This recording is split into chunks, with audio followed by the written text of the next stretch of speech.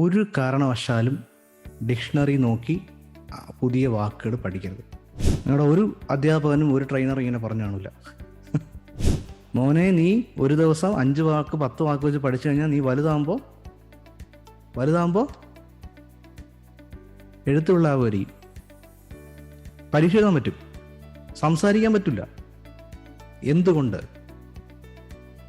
Because നിങ്ങൾ dictionary നോക്കി പഠിക്കാൻ പോകുന്ന വേർഡ്സ് മൊത്തവും പാസീവ് വൊക്കാബുലറി ആയിരിക്കും. നേരത്തെ പത്രത്തിൽ നിങ്ങൾ കണ്ടില്ലേ, പാസീവ് വൊക്കാബുലറി ആയിരിക്കും നിങ്ങൾ പഠിക്കാൻ പോകുന്നത്. പാസീവും ആക്റ്റീവ് 2 തരത്തിലുള്ള വൊക്കാബുലറി ഉണ്ട്. ഇപ്പം ആക്റ്റീവ് വൊക്കാബുലറിയാണ് നമ്മൾ സംസാരിക്കാൻ വേണ്ടി ഉപയോഗിക്കുന്നത്. നിത്യജീവിതത്തിൽ ഉപയോഗിക്കുന്ന വൊക്കാബുലറി കുറവാണ്, ഒരു ഹാൻഡ് ഫുൾ ഓഫ് വൊക്കാബുലറി ഉള്ളത്. നിങ്ങൾ ഡിക്ഷണറി നോക്കി പഠിക്കുമ്പോൾ നിങ്ങൾ ഫസ്റ്റ് പേജ് എടുത്തു.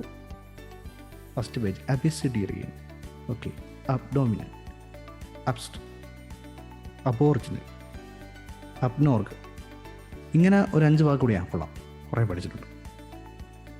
ജീവിതത്തിൽ എവിടെയെങ്കിലും ഈ വാക്ക് സംസാരിക്കുന്നത് കേട്ടിട്ടുണ്ടോ?